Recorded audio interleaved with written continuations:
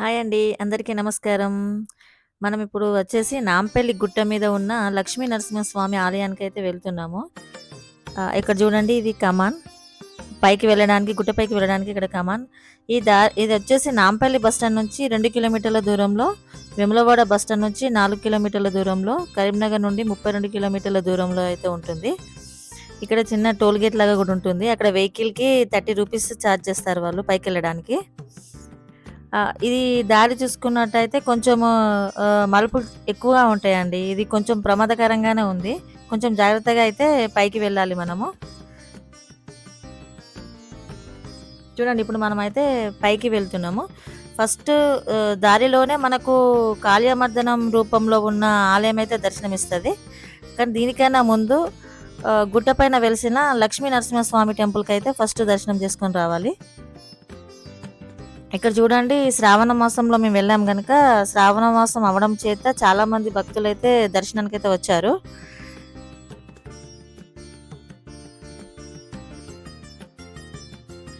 చాలా వెహికల్స్ అయితే గుట్టపైకి వచ్చేసాయి. ఇక్కడ పార్క్ చేసుకోవడానికి స్థలం కూడా ఉంటుంది. ఇక్కడ చూడండి ఇది వంటశాల, అంటే షెడ్ అయితే ఏర్పాటు చేశారు వంటలు చేసుకోవడానికి. ఇక్కడే కాకుండా చెట్ల కింద కూడా వంటలు చేసుకుంటున్నారు. ఇది చూడండి కొంచెం ప్రమాదకరంగానే ఉంటుంది ఈ దారి అంతా కూడా. కొంచెం జాగ్రత్తగా వెళ్ళాలి. మనమైతే ఇప్పుడు ఆ గుట్ట పైన ఉన్న లక్ష్మీ నరసింహస్వామి దగ్గరికి అయితే వెళ్ళబోతున్నాము. ఇక్కడ చూడండి ఇది కోనేరు. ఇందులో వాటర్ ఎప్పటికీ ఉంటాయట. దీనికి కూడా ఒక కథనం ఉందండి, పురాణ కథనం ఉంది. అది నాకు సరిగ్గా తెలియదు కానీ కోనేరు గురించి కూడా ఉంది ఒకటి. ఇక్కడ పైకి వెళ్ళిన తర్వాత వ్యూస్ చూసుకున్నట్టయితే చాలా మంచిగా కనబడుతుందండి. ఏంటంటే గ్రీనరీ. ఇక్కడ చూడండి చిన్న హోటల్ కూడా ఉంది. ఇక్కడ మనం గుట్టపైకి వచ్చిన తర్వాత రిలాక్స్ కావడానికి వాటర్ బాటిల్స్, కొంచెం కూర్చోవడానికి అక్కడ ఉంటుంది. టీ కూడా ఉంటుందండి.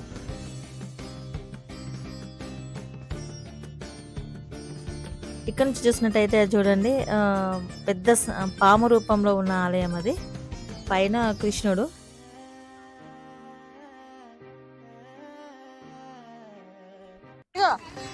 మా అల్లుడు అండి, వ్లాగ్ చెప్తా అని అంటాడు. నా పెళ్ళేనా నరసింహస్వామి దగ్గరికి వచ్చాము. ఇప్పుడు ఎక్కడికి వెళ్ళాలి? ఓకే.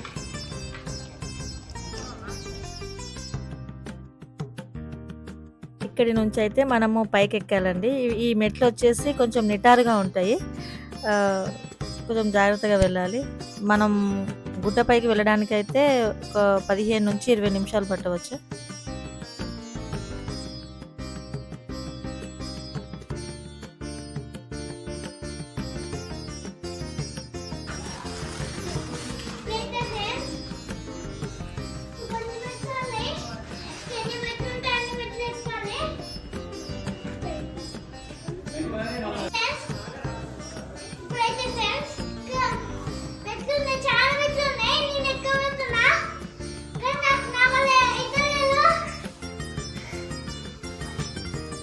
చూసారా మా అల్లుడు ఎంత బాగా చెప్తున్నాడో.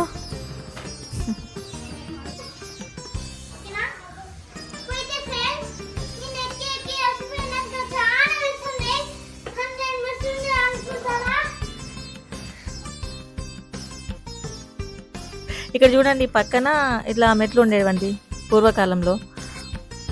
అది ప్రమాదకరంగా ఉందని చెప్పేసి సిమెంట్తోని ఇలా మెట్లు అయితే కట్టారు. సైడ్లకి గ్రిల్స్ అయితే పెట్టించారు అన్నట్టు. పైన కూడా రేకుల షెడ్ లాగా వేయించారు.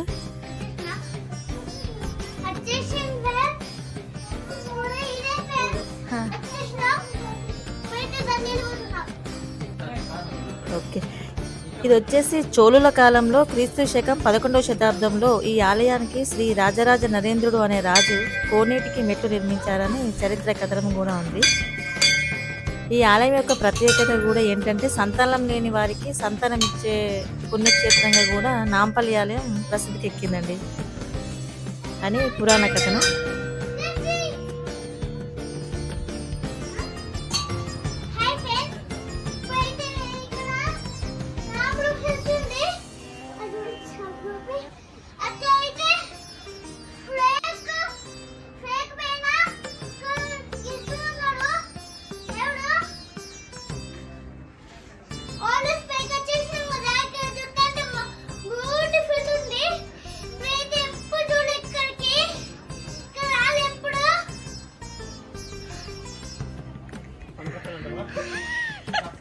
పైనుంచి చూసినట్టయితే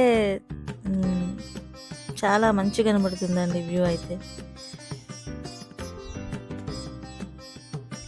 అదే మా అల్లుడు కూడా అదే చెప్తున్నాడు, బ్యూటిఫుల్గా ఉంది అని చెప్పేసి.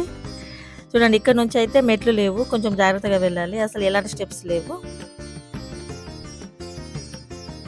ఇక్కడ పైన వచ్చేసి వాటర్ ట్యాంక్ కూడా ఉంది.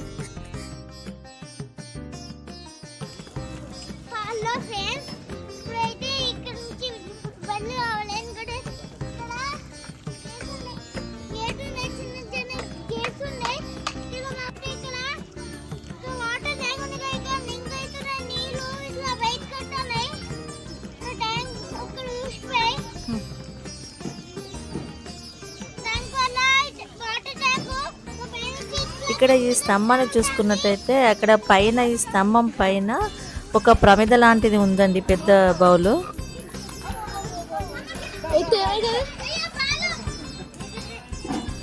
ఇక్కడ మనకు పైకి వెళ్ళిన తర్వాత కొబ్బరికాయలు కొనుక్కోవడానికి, నూనె, వత్తులు ఇవన్నీ కొనుక్కోవడానికి కూడా ఒక షాప్ అయితే ఉంది. ఇక్కడ అయితే ఎప్పటికీ నిత్య దీపారాధన జరుగుతుందండి.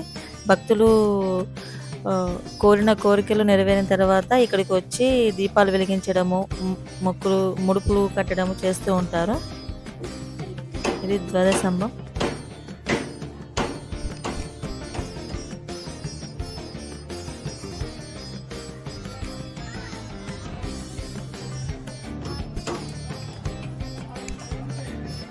ఇక్కడ మనకు ఆలయం లోపలికి వెళ్ళడానికి అయితే టికెట్ తీసుకోవాలి.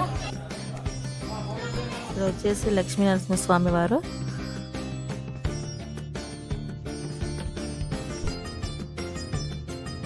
మళ్ళీ బయటికి వచ్చిన తర్వాత ఇక్కడ కొంచెం వ్యూ బాగుంటుందండి. ఇక్కడ కొంచెం రిలాక్స్ కావచ్చు.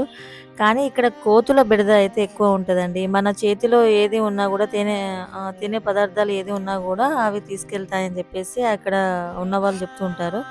తినేటి ఏమైనా ఉన్నా కూడా మీరు దాచిపెట్టుకోండి అని చెప్పేసి. కోతులు అయితే చాలా ఉన్నాయండి ఇక్కడ. ఇక్కడైతే చాలా పీస్ఫుల్గా ఉందండి ఇక్కడ పైన.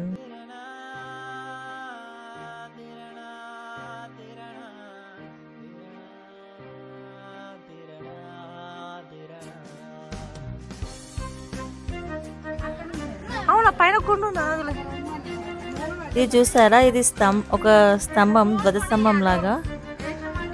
పైన వచ్చేసి ఒక ప్రమిద లాగా పెద్ద బౌల్ లాగా ఉంటుందండి. అందులో కాయిన్స్ అందులో పడితే వాళ్ళు మొక్కుకున్నది కోరికలు తీరుతాయట. మొక్కుకొని అందులో కాయిన్స్ వేస్తున్నారు చాలా మంది. ఇక్కడ కూడా క్యూ కట్టారండి చాలా మంది. అలా కాయిన్స్ అందులో వేసేదాకా అక్కడ నుంచి అసలు అందులో కాయిన్ పడేదాకా ఎవరు కదలట్లేదు అక్కడ నుండి. మేము కూడా ట్రై చేసాము.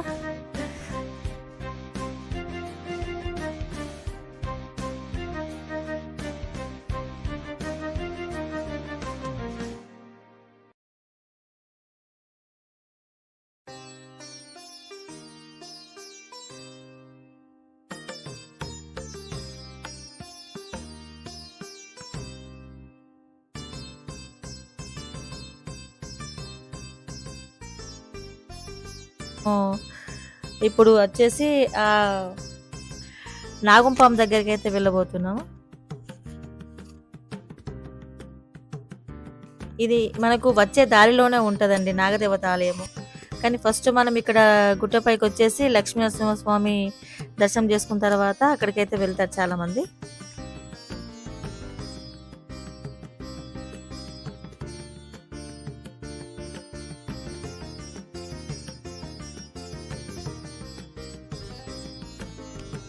చూడండి, దగ్గరికి వెళ్తున్న కొద్దీ ఎంత బాగా కనిపిస్తున్నారు.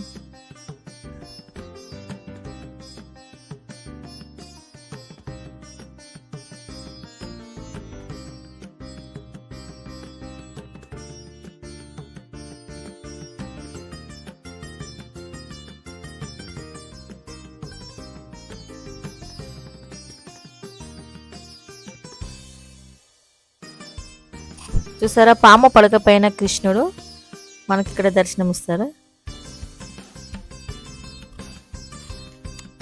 ఈ ఆలయానికి వెళ్ళే ప్రవేశ ద్వారం వద్ద ఒక స్తంభం నుండి బయటికి వచ్చిన నరసింహస్వామి విగ్రహాన్ని అయితే మనం ఇక్కడ చూడవచ్చు.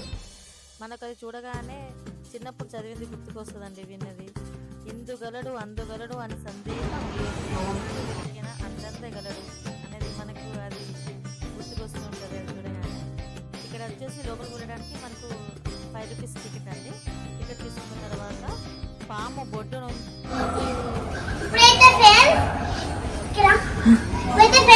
మేమైతే ఫేక్ ఉండే కదా, అప్పుడు మీకు చూపించు కదా, అడిగి వచ్చినాం, దీ లోపల వచ్చినమాట. ఇంటికి పోలే, ఎందుకంటే ఇక్కడ టికెట్ ఇట్లా రావాలన్నమాట. ఈ పాము లోపల ఒక పెద్ద సొరంగం లాగా అనిపిస్తుందండి. ఇక్కడ ప్రహ్లాదుడు మరియు హిరణ్యకశిపు కథలు తెలిపే విగ్రహాలను అయితే మనం ఇక్కడ చూడవచ్చు.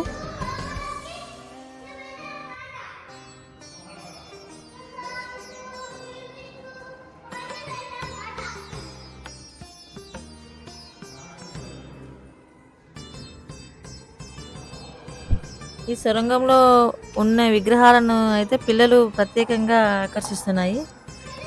వాళ్ళైతే చాలా ఎంజాయ్ చేస్తున్నారు. మా అల్లుడు అయితే వాటిని పట్టుకొని ముచ్చటపు కూడా పెడతా ఉన్నాడు.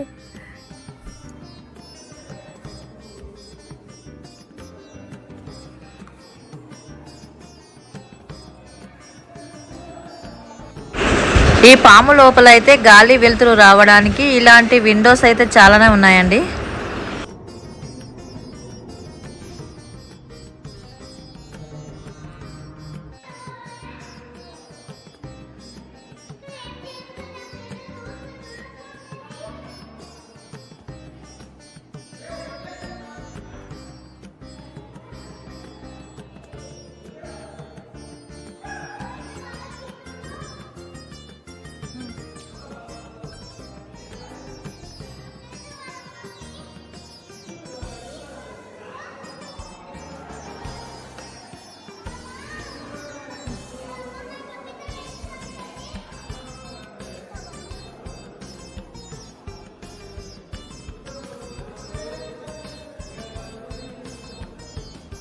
మనము పాము తల దగ్గరికి అయితే వచ్చేసాము. తల క్రింది భాగంలో అయితే వచ్చేసాము. ఇక్కడ నాగదేవత విగ్రహాలు మరియు రాక్షసుడైన హిరణ్యకశిపుని సంహరించిన నరసింహస్వామి విగ్రహాన్ని అయితే దర్శించవచ్చు. మనకు దర్శనం అయితే అయిపోయిన తర్వాత గుట్ట దిగి కిందికి వెళ్ళిపోతున్నాం ఇప్పుడు.